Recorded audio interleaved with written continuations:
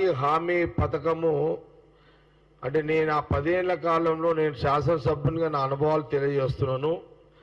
ఇది రాష్ట్రంలో ఉన్న ఆ రోజున ఉమ్మడి రాష్ట్రంలో కానీ దేశంలో అయినా ఎలాంటి యొక్క ఉపాధి హామీ పథకం అంటే ప్రతి గ్రామంలో ఒక 70-100 ఏళ్ల కిందట బాయిలు ఉంటుండే. ఆ బాయిని పూడ్చాలి. దానికి ఈ ఉపాధి హామీ పథకం అంటే ఆ ఉపాధి హామీ పథకం ఆ బాయి పూడ్చడానికి దాదాపు 2 నెలలు 3 నెలలు. ఇది మిషన్లతో నింపుడు కాదు, మనుషులకే పని. అయితే ఆ రోజులలో ఆ బాయి నింపడానికి 2 నెలలు 3 నెలలు. ఆ గ్రామంలో ఎవరైతే ఉపాధి హామీలో పనిచేయాలో వాళ్లకు కొన్ని గంటలు, ఆ గంటలలో మినిమము ఒక్కొక్క మనిషి 500 రూపాయలు డైలీ. ఒక మనిషి పని చేస్తే 10:30కు పోతే సాయంత్రం వరకు 500 రూపాయలు. అంటే ఆ మనిషికి ఒక వ్యక్తికి 500 రూపాయలు పని సొంత గ్రామంలోనే. అట్లాగే ఆ ఊరికి మేలు జరిగే పని ఆ బాయిని ఊడ్పడం. అంటే నేను ఎగ్జాంపుల్గా చెప్తున్నా. ఊర్లో కంపలు వేస్తున్నాయి, వాళ్ళ కంపలు కొట్టుకోవాలి ఊర్లో, కానీ వాళ్ళకి మళ్ళా డబ్బులు ప్రభుత్వం నుంచి వచ్చేది.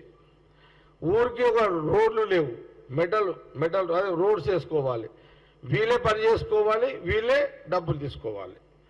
అంటే డైరెక్ట్గా ఎవరైతే పేద ప్రజలు ఆ గ్రామంలో పని చేసుకుంటూ మరి ఇంకొక వాళ్ళు పని చేసుకుంటూ గ్రామాన్ని మంచిగా చేసుకుంటూ ఆ గ్రామంలో మళ్ళీ వాళ్ళకు జీవనోపాధి డబ్బులు. ఇప్పుడు సపోజ్ ఒక ఇంట్లో 3 వస్తే 3కి పని, 4 వస్తే 4కి పని. సగటుగా ఇప్పుడు భార్యాభర్తలు ఉన్నారు, భార్యాభర్తలు వస్తే రోజుకి 1000 రూపాయలు. 4 ఆ ఇంట్లో వచ్చారు, కూతురు కొడుకు కోడలు వచ్చారు, 5 మంది వచ్చారు, 2500.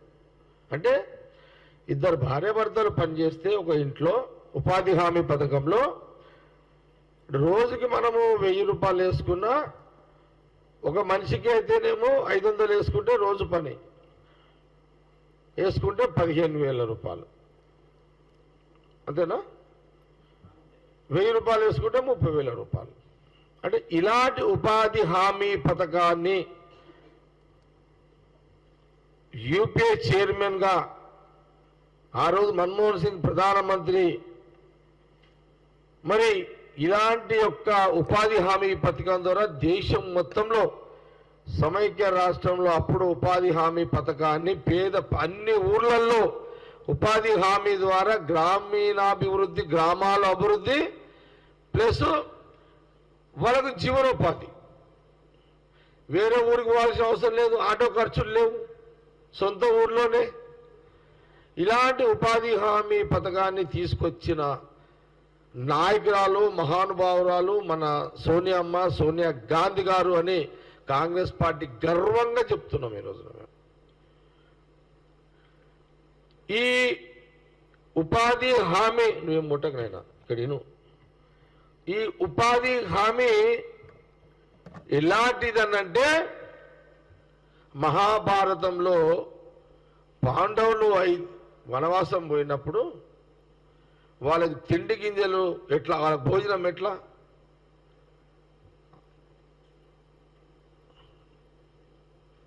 రాజును చూస్తే ఇది వచ్చింది నాకెంత. వాళ్ళ భోజనం ఎట్లా, అడవిలో వాళ్ళు వనవాసం చేసారు కదా 14 సంవత్సరాలు. అప్పుడు వాళ్ళకు ఒక వరం ఏంది, సరే చరిత్రలో ఏముందంటే సూర్య భగవానుడు వరం ఇచ్చిండు అని ఒక చరిత్ర ఉంది, అక్షయ పాత్ర. ఆ అక్షయ పాత్రతోటే వాళ్ళ భోజనము, వాళ్ళ ఎంబడున్న భోజనము అందరికీ ఆ అక్షయ పాత్ర. అంటే 10 సంవత్సరాలు దేశ పేద ప్రజల గ్రామీణ ప్రాంతాల ఉపాధి హామీ పథకం అంటే ఒక అక్షయ పాత్ర లాంటి పథకం. అది నిత్యము పని, రోజు పని. ఇలాంటి యొక్క అక్షయ పాత్ర లాంటి ఒక ఉపాధి హామీ పథకం ద్వారా పేద రైతులు, పేద ప్రజలు అన్ని గ్రామాలలో పని చేసుకుంటూ ఆ గ్రామ అభివృద్ధిని చేసుకుంటూ వాళ్ళ జీవితాలు గడుపుకునే పథకము ఆ 10 ఏళ్ళు కొనసాగింది. అలాంటి స్కీమ్ని ప్రధానమంత్రి మోడీ గారు వచ్చిన తర్వాత దాన్ని అడ్డమైన కండిషన్లు పెట్టి దాన్ని తుంగలో దొక్కేసారు దాన్ని. ఇది ప్రజలు ఆలోచన ఎందుకు చేయలేదో అర్థమైతలేదు.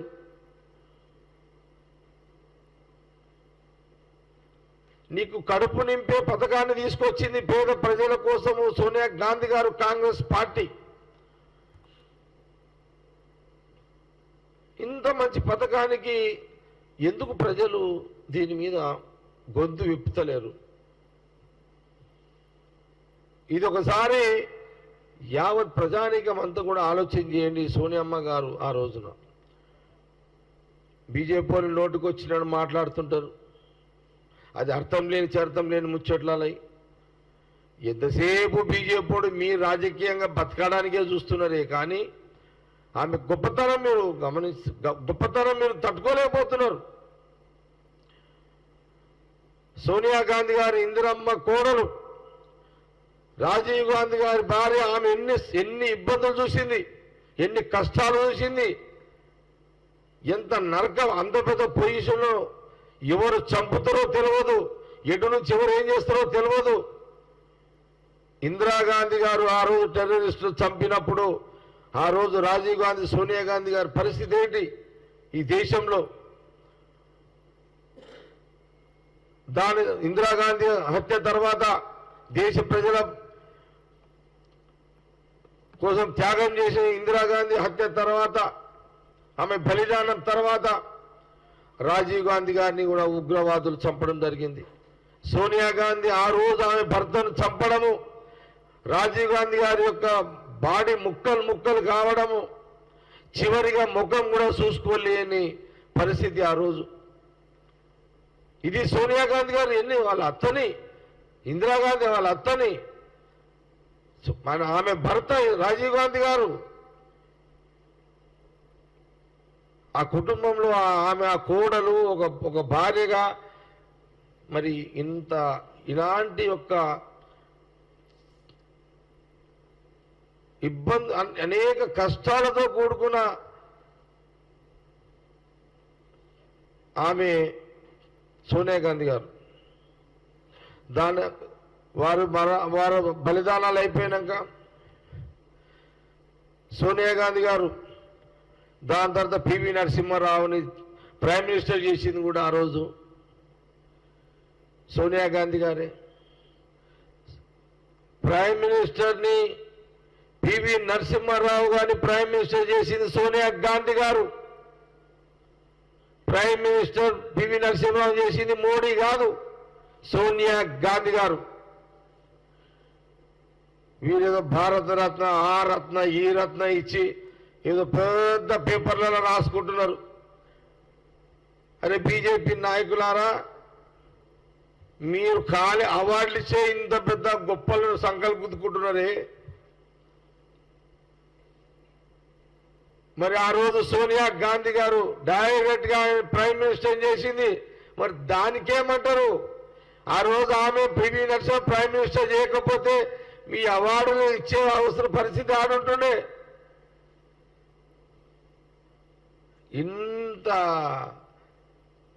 ఇన్ని ఫోజులు అవసరమా బీజేపీలకు? అది సోనియా గాంధీ గారి చరిత్ర. యావత్ భారతదేశంలో కాంగ్రెస్ పార్టీ ఎంపీలు ఆ రోజు ఉన్నాయి. యూపీఏ గవర్నమెంట్ లో అన్ని రాజకీయ పార్టీలు సోనియా గాంధీ గారిని ప్రైమ్ మినిస్టర్ ఉండమని అడిగారు. ఈ రోజు మాలాంటి వాళ్ళం ఎమ్మెల్యే పోస్టులకే కొట్లాడుతున్నాం. ఇక్కడ మాలాంటి వాళ్ళము ఎమ్మెల్యే పోస్ట్ కోసం కొట్లాడుతున్నాము.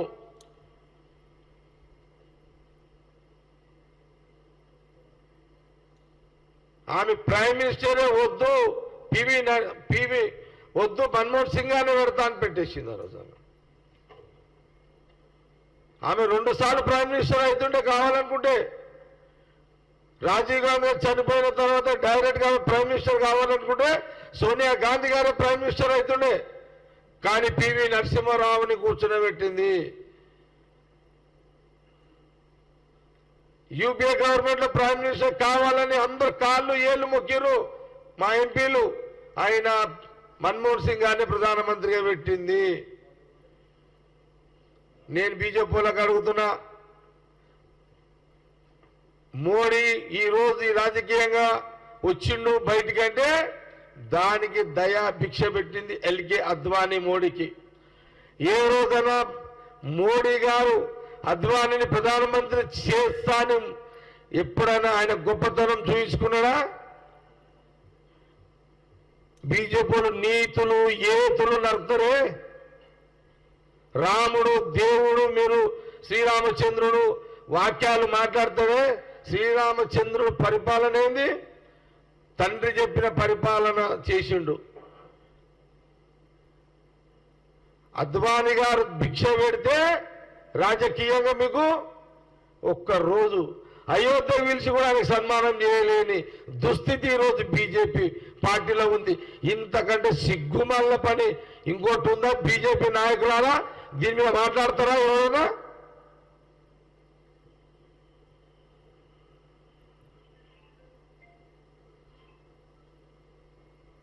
కాబట్టి సోనియా గాంధీ గారు నైతికంగా ఆమెను విమర్శించే హక్కు బీజేపీ నాయకులకు లేదు.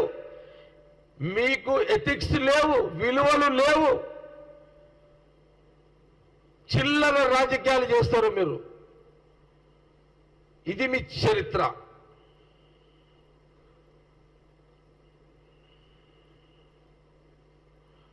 సోనియా గాంధీ గారు ఆ రోజు అత్త పోయింది, అత్త బలిదానమైంది, భర్త బలిదానమైంది. అయినా ఒక కొడుకు రాహుల్ గాంధీని, ఒక కూతురు ప్రియాంక గాంధీ గారిని మళ్ళీ వారు ప్రజలు ఈ దేశం కోసము, ఈ దేశ ప్రజల కోసము మళ్ళీ వాళ్ళిద్దరిని వజ్రాలుగా తయారు చేసింది. మళ్ళా రాజకీయంగా పరిపాలనలో ప్రజల మధ్యలో ఉండేటట్టుగా వాళ్ళిద్దరిని తయారు చేసింది ఆమె.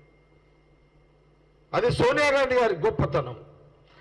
ఆమె ఈ దేశానికి కాంగ్రెస్ పార్టీకి 22 సంవత్సరాలు ఏఐసిసి కాంగ్రెస్ పార్టీ అధ్యక్షురాలుగా ఉన్నది. 140 సంవత్సరాల ఈ రాజకీయ కాంగ్రెస్ పార్టీ రాజకీయ చరిత్రలో 22 సంవత్సరాలు సోనియా గాంధీ గారు అధ్యక్షురాలుగా ఉన్నది. అది ఆమె చరిత్ర.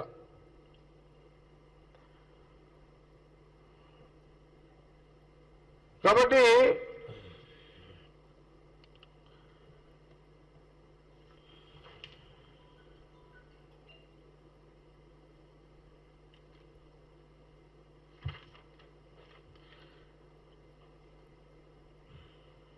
సింగిల్ హ్యాండ్లో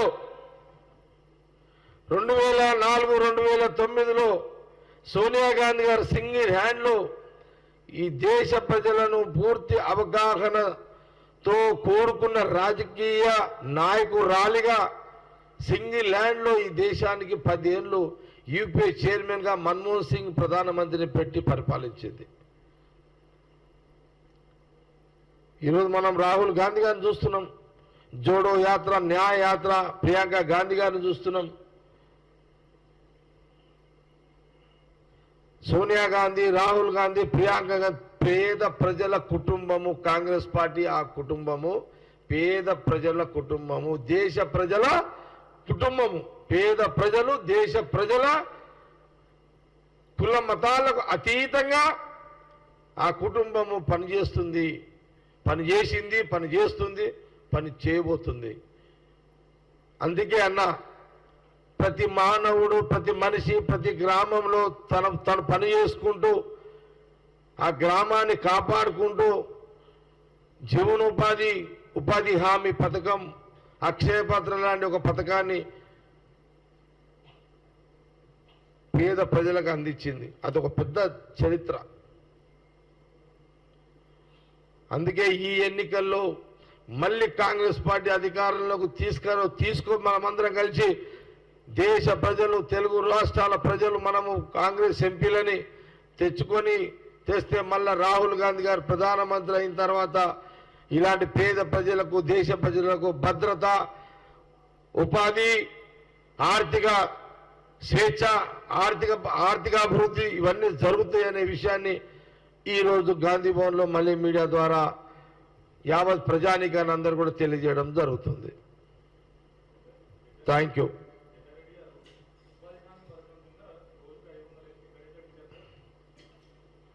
ఎక్కడ ఇల్లేదో నన్ను అడుగు, నేను చెప్తా.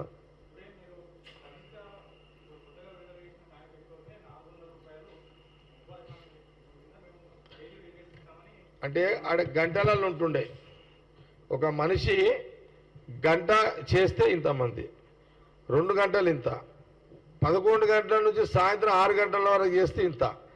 అంటే వాళ్ళు చేసే ఆ పని దాని మీద మినిమం 500 వస్తుండే. పని ఎక్కువ చేస్తే అంటే ఇద్దరు చేసే పని ఒక్కరు చేస్తే కూడా 600 700 కూడా వస్తుండే.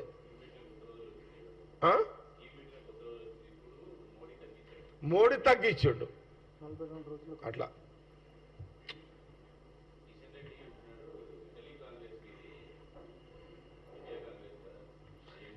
కిషన్ రెడ్డి స్క్రిప్ట్ లీడరు, మీరు అర్థం చేసుకోవాలి. కిషన్ రెడ్డి గారు స్క్రిప్ట్ లీడర్.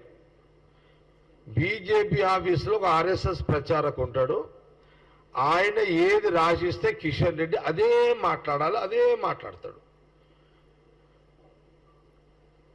ఆయన దగ్గర పవర్స్ ఉన్నాయి. బీజేపీ ప్రెసిడెంట్లు అంతా డమ్మీ ప్రెసిడెంట్లే. ఏది స్టేట్లలో వాళ్ళు బీజేపీ ప్రెసిడెంట్లు ఓన్లీ డమ్మీ వాళ్ళు. ఆడ బీజేపీ ఆఫీసులో ఒక ప్రచారకు ఉంటాడు. ఆ ప్రచారకు తూ అంటే తూ అనాలి, తా అంటే తా అనాలి. ఇది వాస్తవం. ఇది వాళ్ళు ఏది రాస్తే సెంట్రల్ మినిస్టర్ అంతే.